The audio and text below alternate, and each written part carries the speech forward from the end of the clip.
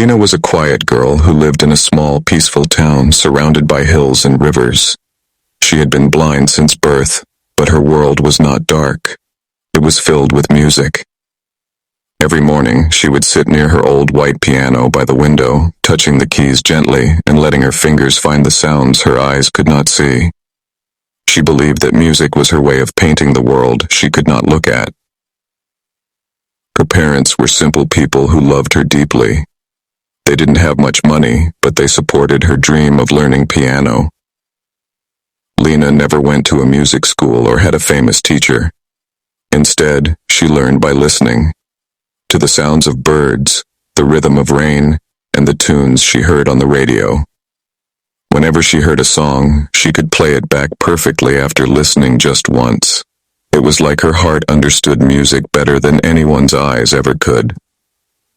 One sunny afternoon, something happened that changed her life forever. The town received news that a world-famous pianist, Maestro Anton Varga, was going to hold a concert in their city's Grand Hall. Anton was known all over the world for his powerful performances and his perfectionist attitude. People said he could make a piano cry or laugh with just his touch. Every young musician in the country admired him, and feared him too. Lena had always listened to Anton's music on the radio. She admired how passionate his playing sounded, even though she could also sense something missing, something she couldn't explain. When she heard he was coming to her city, she wished she could hear him live, just once. But she never imagined that she would be a part of that concert.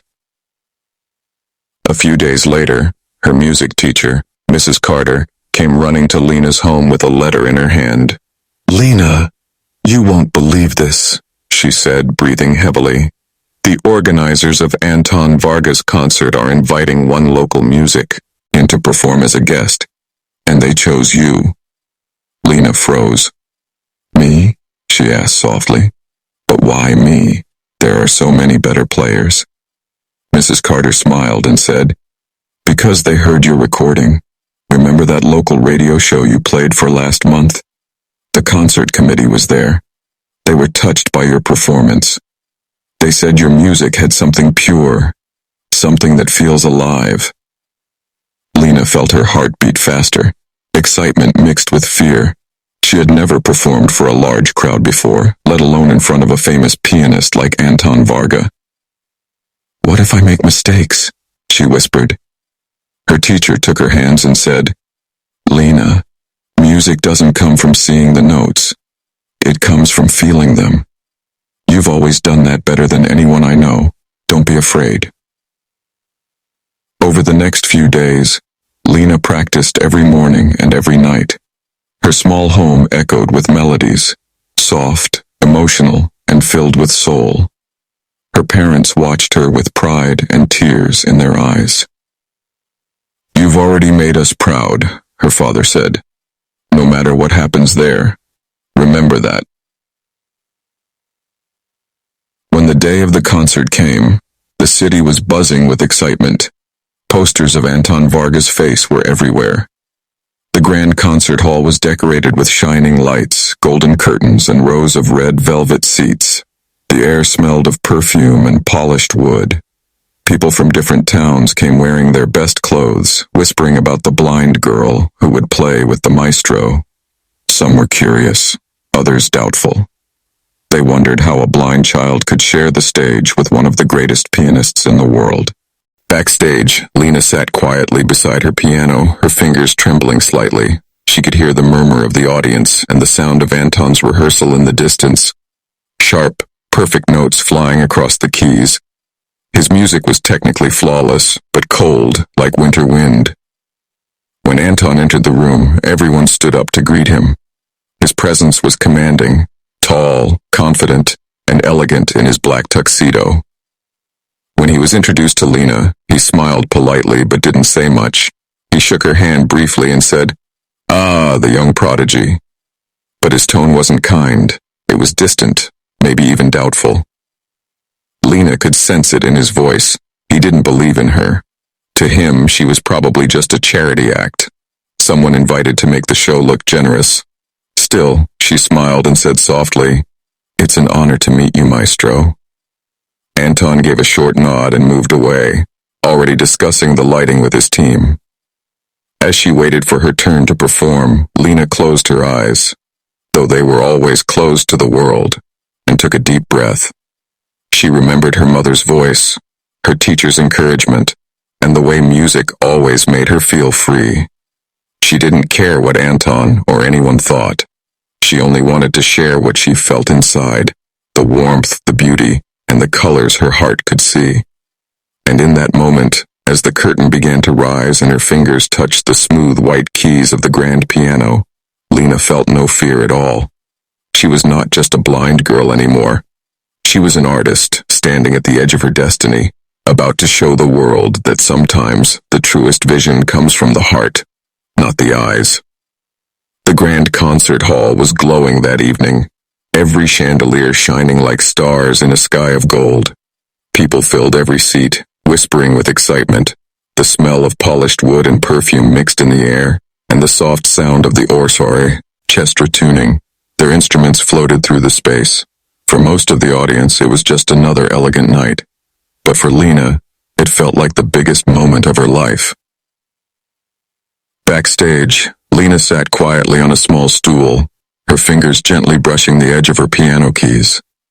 She couldn't see the bright lights or the beautiful gowns, but she could feel the atmosphere, the nervous steps of performers, the hum of the audience, the faint vibration in the floor as people walked across the stage. Her heart raced, not with fear, but with anticipation. She heard the door open behind her. A man's footsteps echoed across the wooden floor, firm and confident. Even before anyone said his name, she knew it was him. Maestro Anton Varga. His presence felt like a wave of energy, strong and heavy. His voice soon followed, deep and commanding. "Everything must be perfect tonight. I don't want any mistakes." Lena turned her head toward the sound. She had listened to his music for years. His playing was powerful, disciplined, and flawless. Yet in person, his tone carried something sharp, like he lived inside a world where only perfection mattered. The concert organizer quickly came over and said, "Maestro, this is Lena. She'll be performing the guest piece before your final act." Anton stopped walking. The room went quiet. He looked at Lena, a small girl in a simple blue dress, wearing dark sunglasses, sitting by the piano with her white cane beside her. His eyebrows rose slightly, confusion flickering across his face.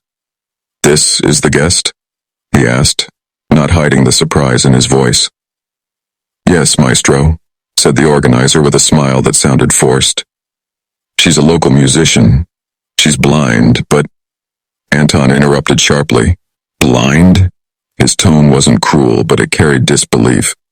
"You're telling me you brought a blind child to perform here, on this stage?" the organizer hissed. He hesitated. "Her music is extraordinary, sir. You'll see." "I won't see anything," Anton said coldly. "I'll hear it, and it better be worth my audience's time." Lena sat silently, her fingers tightening around the edge of her piano bench. His words cut like a knife, but she didn't show it. She simply nodded politely and said, "I understand, Maestro. I'll do my best." Anton sighed, half frustrated, half dismissive. "You'll need more than your best in front of this crowd." Then he turned away, his black coat sweeping behind him like a shadow. For a moment, the room felt heavy. Even the assistant nearby looked embarrassed. But Lena only smiled softly. She wasn't angry. She had met people like him before. People who believed eyes were more powerful than heart. After a few minutes, Anton sat at the grand piano for his final rehearsal before the audience entered. The moment he began to play, the air changed. His fingers flew over the keys with mechanical precision. The notes were perfect, not one out of place, but they felt cold, like snow falling on marble. Lena listened carefully, her head tilted slightly. She could sense his technique, his control, his years of discipline. But she also sensed something missing. The warmth, the emotion, the story behind the sound. When he finished, the hall was silent for a moment before people clapped politely. Anton stood and adjusted his cufflinks, as if applause were simply expected. Then he looked at Lena again and said, "You'll go on after my second piece. Try not to keep the audience waiting too long." Lena nodded. "Thank you, Maestro." He raised an eyebrow. "You seem calm." "I'm listening," she said simply. "The piano speaks to me before I ever touch it." He frowned, unsure whether to be impressed or irritated. "Listening doesn't make you a performer," he said, walking away. "Discipline does." Lena tilted her head and whispered under her breath, "Maybe, but heart makes you human." As the minutes passed, the backstage area filled with movement and voices. Musicians prepared, assistant S rushed about, and Anton stood near the curtain, checking the final details. Lena sat quietly in the corner, breathing slowly. She touched the piano lid, feeling the vibrations from the stage as another performer finished their piece. When the announcer's voice echoed through the hall, "Now please welcome Maestro Anton Varga," the crowd erupted in applause. The sound was thunderous. Lena smiled faintly, imagining the spotlight hitting the grand piano as Anton took his seat. She listened to his performance with full attention. The notes danced across the hall, grand and commanding. The audience was captivated by his skill, but Lena felt something else. A distance. It was music made for admiration, not for love. Every note was perfect, but not every note had life.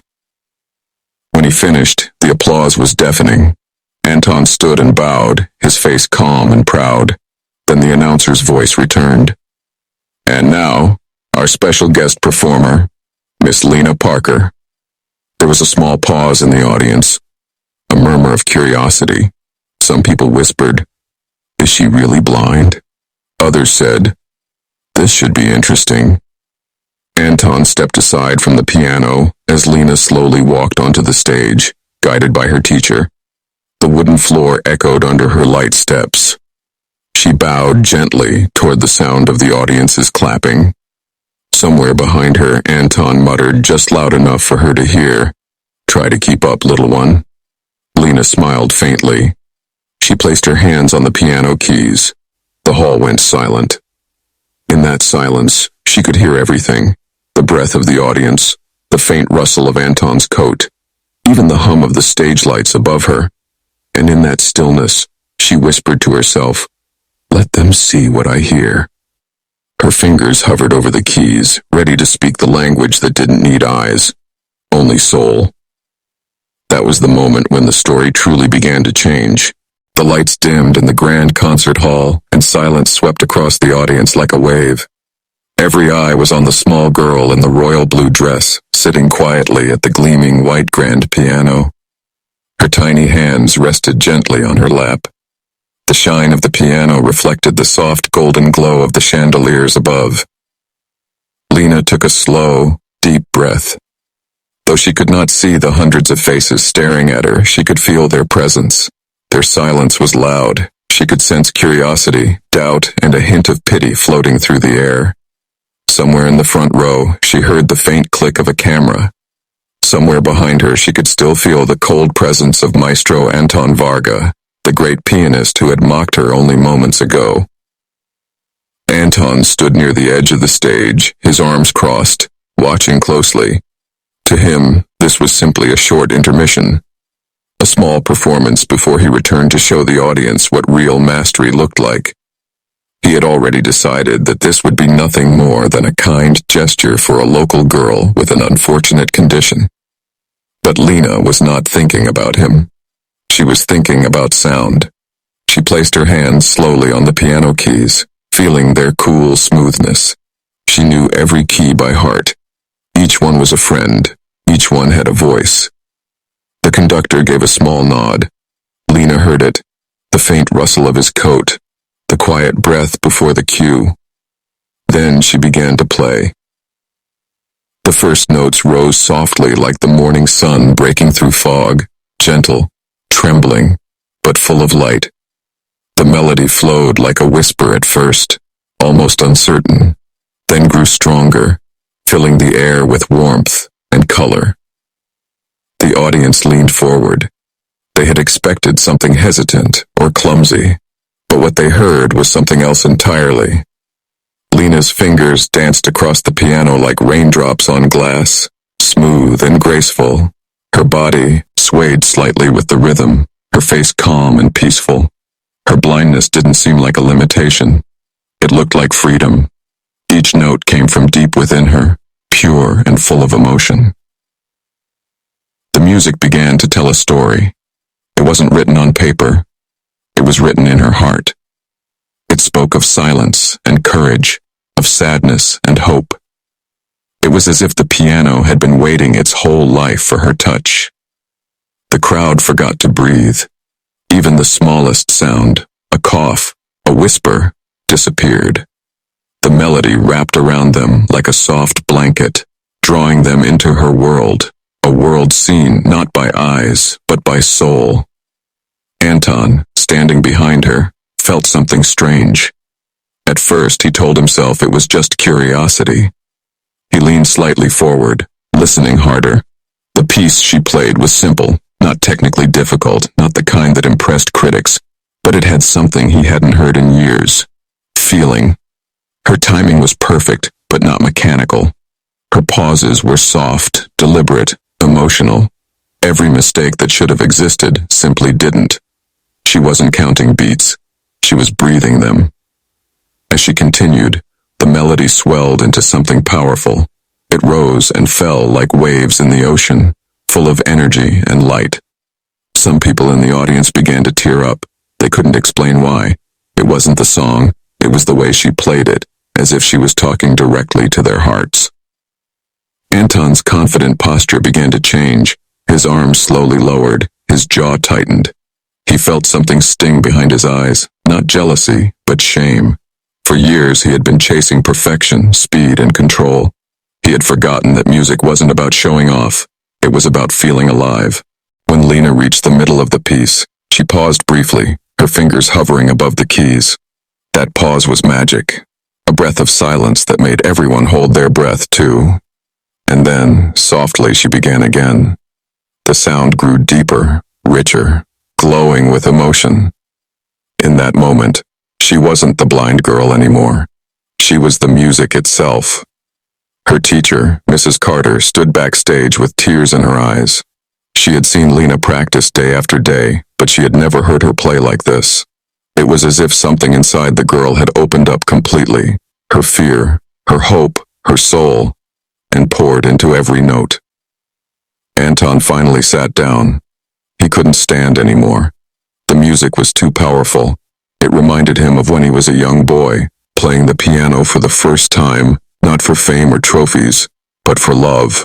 Somewhere along the way, he had lost that love, and now, this blind girl was showing him what he had forgotten.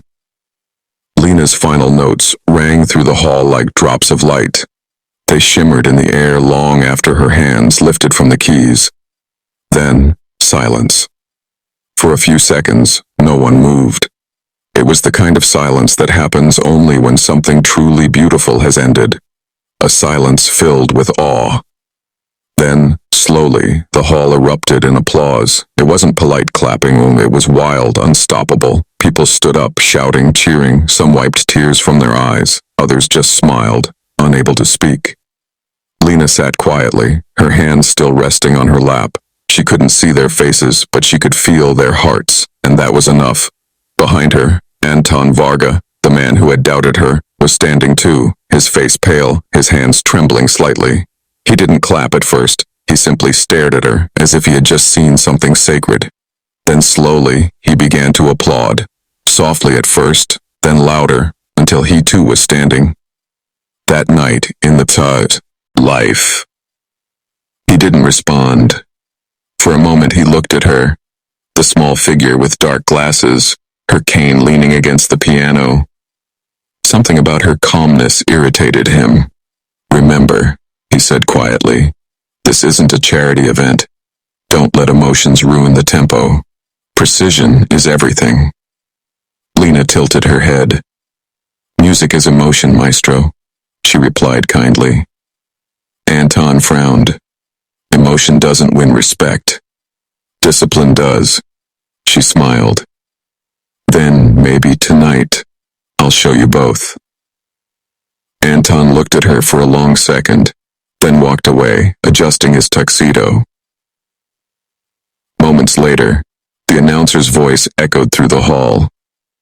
Ladies and gentlemen, please welcome the world-renowned pianist, Maestro Anton Varga. The audience erupted in applause as Anton stepped onto the stage. He bowed with his usual elegance, then took his place at the black grand piano. His performance was flawless. Every note was precise, powerful, commanding. The crowd was mesmerized, watching his fingers move like lightning. When he finished, the hall thundered with applause. Anton stood, bowed again, and smiled proudly. "Thank you," he said into the microphone. "Before I continue with my next piece, I have invited a young local musician to share this stage. She is—" He paused slightly, his eyes flicking toward Lena backstage. "Unique." A ripple of laughter ran through the crowd. Lena took a deep breath as she heard her name being announced. "And now, Miss Lena Parker." The applause was polite, not enthusiastic. Some people clapped out of curiosity, others whispered among themselves, "She's blind? How can she play? Is this some kind of act?" Lena walked slowly onto the stage, her teacher guiding her by the arm. The audience quieted, their whispers replaced by silence. The bright lights hit her face.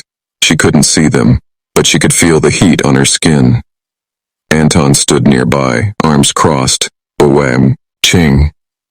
As she sat down, he leaned slightly toward her and whispered, just loud enough for her to hear, "Try not to embarrass us, little one." Lena froze for half a second, then smiled gently. "Don't worry, Maestro," she said softly. "I only play what I feel." Anton chuckled under his breath, shaking his head. The sound of his quiet laughter reached the first few rows, and some members of the audience joined in. A few muffled chuckles, a few smirks. They thought it was charming, even funny. The great Anton teasing the blind girl before her attempt. Lena placed her hands on the piano. Her fingers trembled slightly. Not from fear, but from holding back her emotions. She had been ridiculed before, many times. Teachers who told her blindness would always be a barrier. Classmates who mocked her for playing wrong notes she couldn't see. But she never played to prove them wrong. She played to remind herself who she was. The hall went still. The lights seemed to grow brighter, the air thicker. Anton stepped back, standing with his hands clasped behind his back, ready to witness what he believed would be a well-intentioned failure. The crowd waited, half curious, half impatient. Lena took a deep breath. She could feel the polished ivory under her fingertips, cool and smooth. In her mind, she saw colors she could never see in real life, sounds that painted pictures. She whispered quietly to herself, "Let them hear what I see." Her fingers touched the keys. The first note rang out, soft, trembling, and alive. Then another, and another. The music began to bloom, delicate, but full of soul. It wasn't a performance. It was a confession. Every sound told a story of pain, hope, and beauty. The crowd stopped breathing. Anton's smirk faded. The same people who had laughed a minute ago now stared in disbelief. Her music filled every corner of the hall, tender, glowing, and heartbreakingly real. It was as if her piano spoke words no one had ever heard before. Anton's expression changed. The mocking gleam in his eyes disappeared. He wasn't just listening. He was feeling. Every note from her hands hit him like a memory he had buried long ago.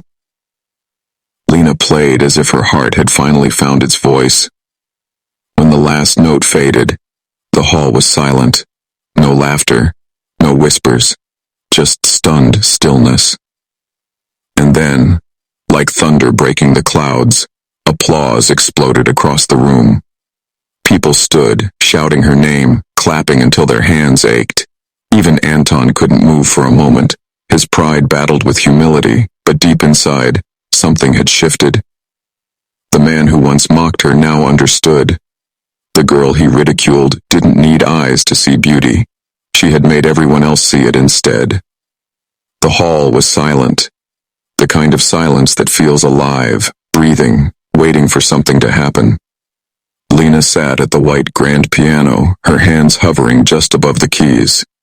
Her heart was racing, but her face was calm. The lights from above warmed her cheeks, and though she couldn't see the hundreds of eyes staring at her, she could feel their focus, their doubt, their curiosity, pressing in from all sides. Anton Varga stood a few steps away, his arms crossed, his sharp eyes fixed on her. To him, this was a moment of amusement, a test that would soon prove what he already believed, that true artistry came only from those like him, trained, disciplined, and perfect. A blind girl playing on his stage was, in his mind, a novelty at best. But Lena was not thinking about him, nor about the murmurs she could hear from the audience. Her world, in that moment, existed only between her fingertips and the piano. She took a slow breath, and with it, the noise of the world faded away. Then she pressed the first key. The sound that followed was soft, not loud or showy, but clear, pure, and deep. It lingered in the air for a heartbeat, echoing through the golden hall like a single drop of light falling into still water. Then came the next note, and another, each one flowing into the next like a quiet stream finding its path. The audience, who had been whispering seconds earlier, went completely silent. Something about the sound felt different. It wasn't practiced perfection. It was emotion, turned into music. Lena's hands began to move gracefully, her fingers gliding across the keys with a rhythm that seemed to come from her soul. The melody grew, fragile yet powerful, filled with longing, beauty, and peace. Every note felt alive. She leaned slightly forward as she played, her expression calm, her closed eyes turned upward as if she were seeing something beyond the world in front of her. The music carried the feeling of light breaking through clouds after a storm. It spoke of pain and strength, of loneliness and courage. It was her story, wordless, but full of meaning. The crowd began to lean in. Some had tears forming in their eyes without knowing why. There was something about the way she played, so open, so sincere, that made them remember things they had long forgotten. Anton's confident expression began to fade. His jaw tightened, his eyes narrowing slightly. He had expected hesitation, perhaps clumsy mistakes. Instead, what he heard was balance, perfect timing, perfect emotion. But it wasn't perfection that struck him most. It was the honesty. Her music wasn't trying to impress anyone, it was telling the truth. Lena's fingers continued to move with grace. She played as if she had known this piano her entire life, as if every key was a voice she trusted. The soft pedal pressed, and the sound became even more tender, like a whisper carried by wind. The melody swelled, rising into something powerful. The room felt smaller, warmer, more intimate, as though everyone there was part of her heartbeat. Her notes climbed higher, shimmering with light, then fell again into soft, quiet tones that felt like tea. Hers turned into sound. Anton took an involuntary step closer. He didn't even realize he had moved. The feeling in his chest, pride, envy, regret. He couldn't tell, but he knew one thing. This girl's music had something his didn't, something he had lost long ago. When Lena reached the middle of her piece, she slowed down. Her hands rested gently on the keys, holding a single note that vibrated through the silence. In that moment, every soul in the room seemed to pause with her. She lifted her head slightly and whispered, just barely audible, "This is how I see." Then her fingers began to move again. The tempo changed, faster, bolder, brighter. The room came alive. The music no longer sounded like it came from the piano. It sounded like it came from her. Every movement of her hands was full of energy and emotion. She played not to perform, but to feel. Somewhere in the audience, a child clutched her mother's hand. A man wiped his eyes. A woman closed hers, letting the sound wash over her like a wave. Everyone felt something different, yet somehow the same. Even Anton, who had spent his life mastering technique, could no longer look away. He remembered his own childhood, the first time he had touched a piano, before fame, before pride, when music had been his friend, not his competition. His throat tightened, and he looked down, ashamed of the arrogance he had shown. Lena, unaware of any of this, was lost in the world of sound. The piano was no longer just an instrument. It was her second heart. The music rose one last time, brilliant and emotional, filling every corner of the hall with light. Then slowly, the melody began to fade. Her final notes were soft, gentle, fading into silence like the last rays of sunset disappearing behind the horizon. For a few seconds, no one moved. The air felt heavy, thick with emotion. It was as if time itself had stopped to listen. Then, from somewhere, in the middle of the audience, a single clap echoed, then another and another. Within moments, the entire hall erupted into applause, loud, thunderous, unstoppable. People stood shouting her name, clapping with tears streaming down their faces. Lena sat still, smiling softly, her head bowed slightly. She could feel their energy, their hearts speaking back to her in rhythm. She didn't need to see their faces. She already knew what they felt. Anton was the last to move. His hands trembled slightly as he brought them together to clap. His applause was slow, deliberate, filled with awe. He had mocked her once. Now, he could only respect her. For the first time in years, Anton Varga, the man who believed music was only about perfection, had been humbled by it. And for the first time in her life, Lena realized something she had always believed. You don't need eyes to see beauty. You only need a heart that listens. The final notes of Lena's performance hung in the air like soft sunlight breaking through clouds. The sound faded slowly, but the feeling it left behind stayed heavy in the hearts of everyone listening. For a long, precious moment, no one made a sound. The silence was deeper than any applause could ever be. The kind of silence that means something sacred just happened. Lena sat still on the piano bench, her fingers gently resting on the keys. She couldn't see the hundreds of faces staring at her, but she could feel the emotion around her. It was warm, trembling, alive. She could sense people leaning forward, holding their breath, not wanting to disturb the fragile beauty of what they had just heard.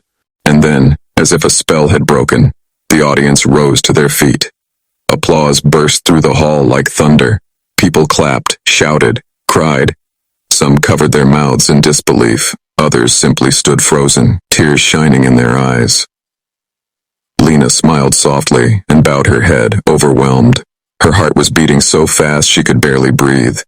She didn't expect this. She only wanted to share what she felt. But in that moment, she realized something powerful. Her music had reached them. They understood her. Without words, without sight, without explanation. Backstage, the stage manager whispered, "She did it. My God, she actually did it." Even the sound crew, who had seen hundreds of performances before, were clapping with wide eyes and wet cheeks.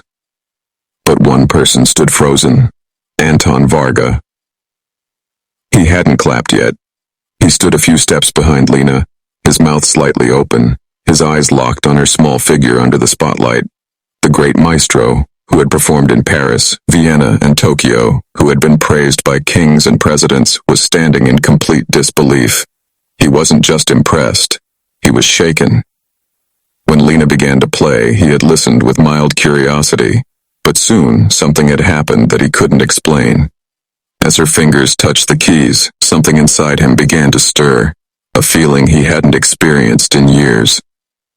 He remembered being a boy of 7, sitting at an old piano in his mother's living room, playing not for an audience, but because it made him feel alive.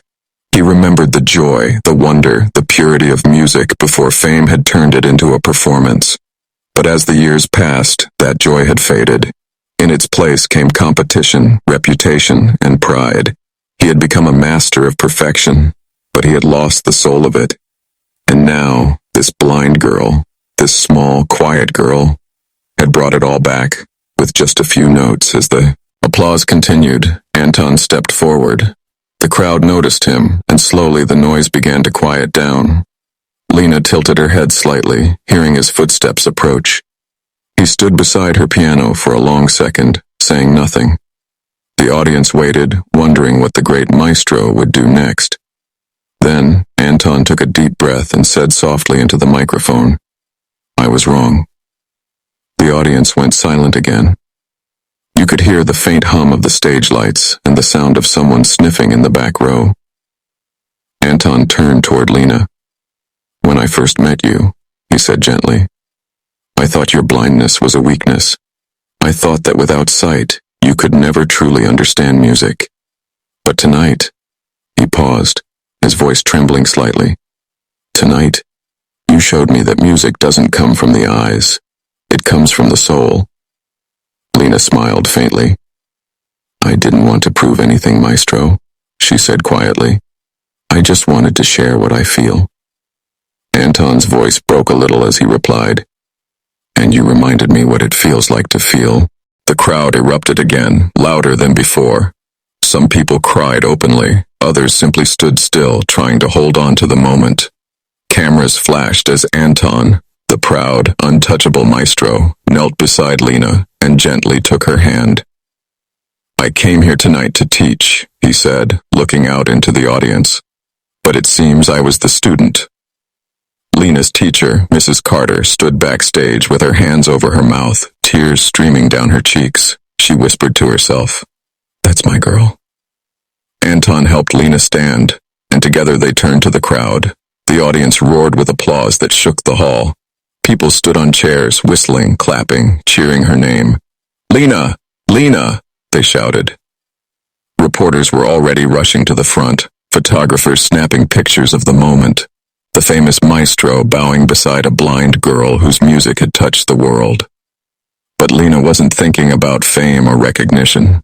Her heart was quiet, full of peace. For her, the real victory wasn't the applause. It was knowing that she had changed someone's heart.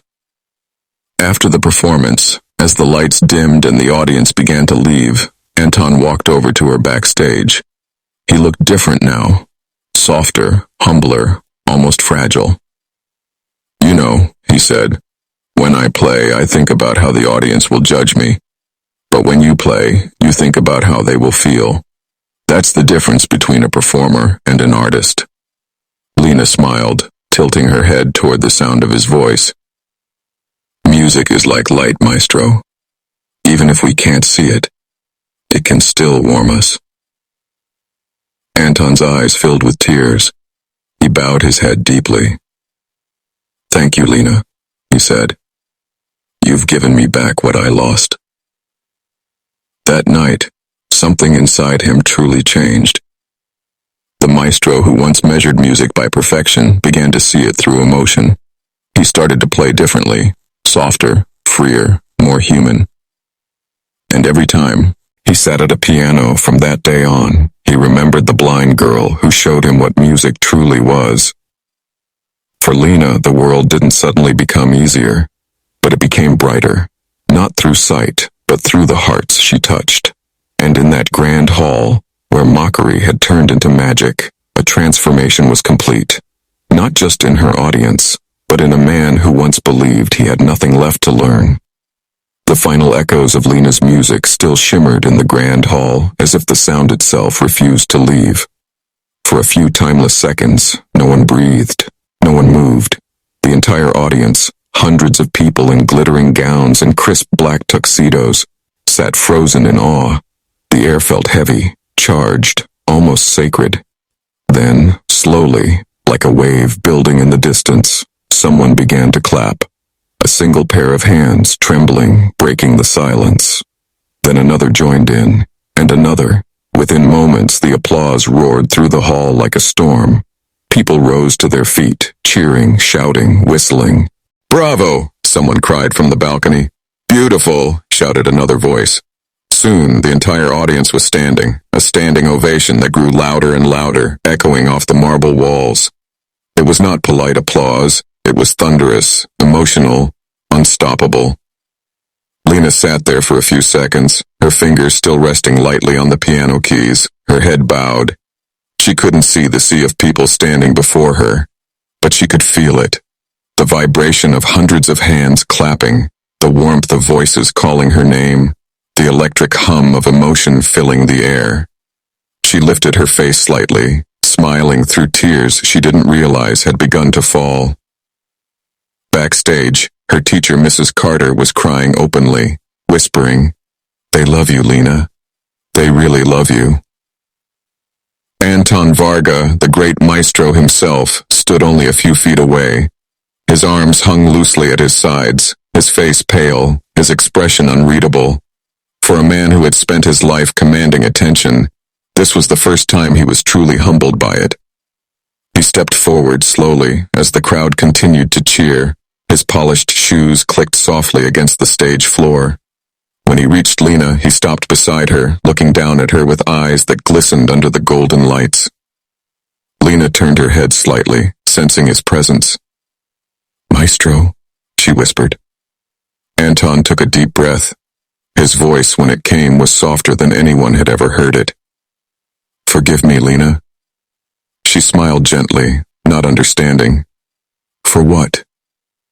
He swallowed, his throat tight with emotion. "For not listening.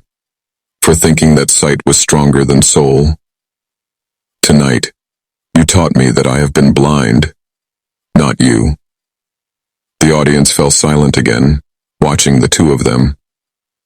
The mighty Anton Varga, bowing his head to a girl half his age, a girl without sight but full of light.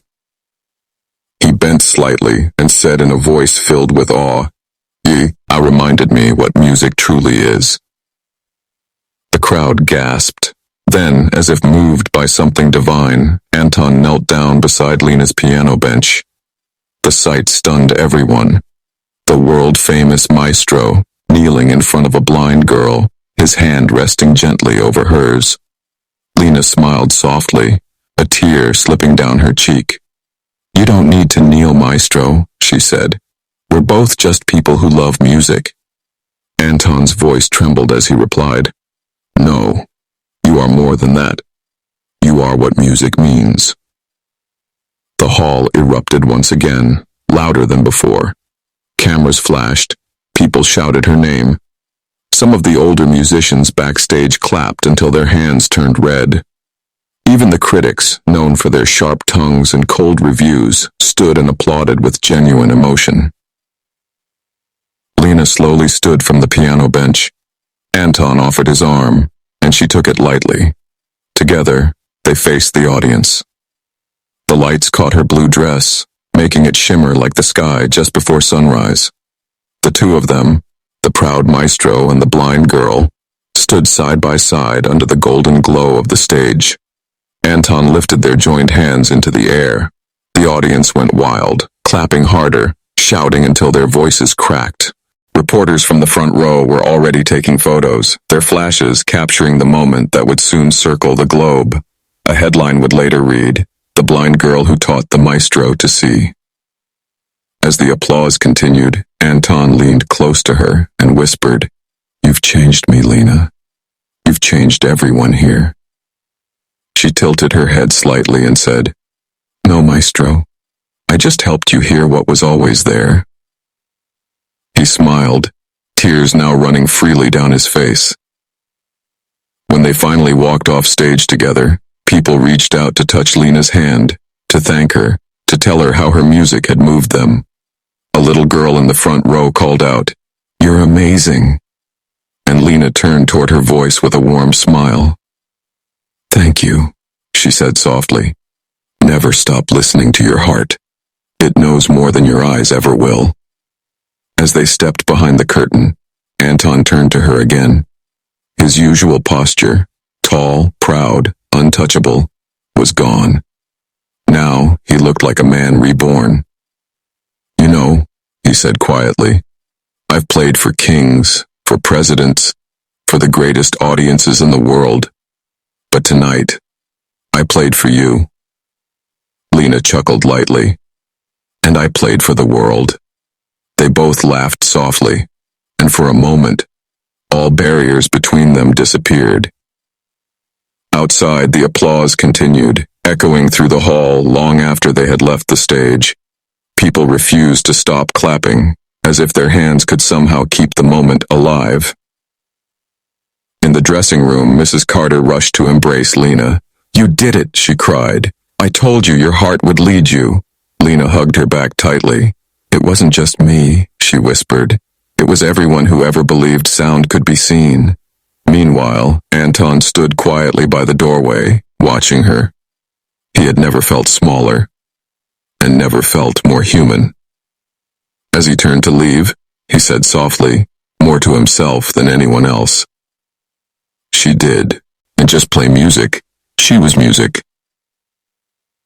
And that night, in a grand concert hall where arrogance had once ruled and doubt had once whispered, something pure had happened, something the world would remember. A girl who could not see had shown the world how to truly look, and a man who once mocked her now stood in the shadows, clapping softly, his pride replaced with gratitude, his perfection replaced with peace. The sound of the applause followed them both out into the night, bright, endless, and alive, the kind of sound that doesn't just fill a hall, but fills hearts forever. The night of the concert became a memory the world couldn't forget. The story of the blind girl and the maestro spread faster than wildfire. Within hours, clips of Lena's performance were shared across social media, radio shows, and news channels. People everywhere were talking about her, not just as a pianist, but as a miracle. Headlines appeared the next morning in newspapers across continents. The blind girl who made the world see, when music spoke louder than sight, a performance that touched the soul of a maestro. But for Lena, none of that mattered. When she woke up the next morning, she didn't think about fame or praise. She simply smiled as she ran her fingers across the familiar piano keys in her small home, feeling their cool smoothness. To her, that night wasn't about proving anything. It was about sharing her truth, and somehow, that truth had found its way into people's hearts. Her parents couldn't stop crying as they read the articles. Her mother hugged her tightly and whispered, "You didn't just play music, sweetheart. You healed people." Lena smiled shyly. "I only played what I felt, Mama." Meanwhile, in his hotel room, Maestro Anton Varga sat by the window, looking out at the early morning light spilling over the city skyline. His black tuxedo hung on the back of a chair, and the grand piano in the corner waited silently. But for the first time in years, Anton didn't rush to practice. Instead, he just sat there, thinking. He thought about the moment he had first seen Lena, small, quiet, calm, and the arrogance in his own voice when he had mocked her. He remembered the laughter of the audience, his own dismissive tone, and then he remembered her music, the sound that had silenced the entire hall and touched something deep within him. He realized then how far he had drifted from what music truly meant. He had spent years chasing perfection, every note in place, every chord flawless. But in doing so, he had lost the one thing that mattered most, feeling. That morning, Anton sat down at his piano and played slowly, not for the cameras, not for critics, just for himself. The melody that came out was simple, fragile, full of life. For the first time in decades, he was feeling again. Later that week, Anton held a press conference. Reporters filled the room, expecting his usual proud, formal presence. But the man who walked in was different. Humble, quiet, thoughtful. "I've been called a master," he said, "but last night I met the true master of music. She cannot see, but she made the world see through sound. Her name is Lena Parker." The audience of journalists applauded, cameras flashed, and from that moment, Anton made a promise, not just to himself, but to the world. He founded the Lena Foundation for Music and Vision, a school for children with disabilities who dreamed of becoming musicians. His goal was to give them instruments, teachers, and most importantly, belief. The belief that art didn't belong only to the privileged or the perfect, but to every soul brave enough to feel it. Lena was shocked when she heard the news. He named it after me? She asked in disbelief. Anton visited her personally a few days later. When he arrived, Lena's mother welcomed him with a warm smile. He stepped into the small living room where Lena sat at her piano. She looked up as she heard his footsteps. "Maestro," she said softly, smiling. Anton chuckled. "Please, call me Anton. You've earned that right." She laughed lightly. "I don't know if I can do that. You're still the maestro to me." He walked closer, placing a small box on her piano. "I wanted to give you something," he said. Inside the box was a silver pendant in the shape of a piano key. Lena ran her fingers over it and smiled. "It's beautiful." "It's a reminder," Anton said, "that the truest music doesn't come from talent or fame. It comes from the courage to play what others can't hear." She nodded, touched. "You changed, Maestro." He smiled softly. "No, you changed me." Years passed. Lena grew older, her name spreading across the world. She performed in different countries, always with the same simplicity and grace. People came from miles away to hear her play. Her concerts were never about glamour. They were about feeling, connection, and truth. And everywhere she went, she carried her story. The story of a blind girl who was once ridiculed, but who chose to play anyway. Anton often accompanied her on stage in later years. Whenever they performed together, the audience could feel the bond between them. The respect, the friendship, the shared understanding that music had brought them together. One night, after a charity concert for children with disabilities, Anton stood beside Lena backstage. He looked at her and said, "You know, Lena, people call me your mentor, but the truth is, you are mine." She smiled. "Then I guess we taught each other." He laughed softly. Yes, and the world listened. When Anton passed away a few years later, his will stated that his personal piano, the one he had played his whole life, was to be given to Lena. She cried when it arrived at her home.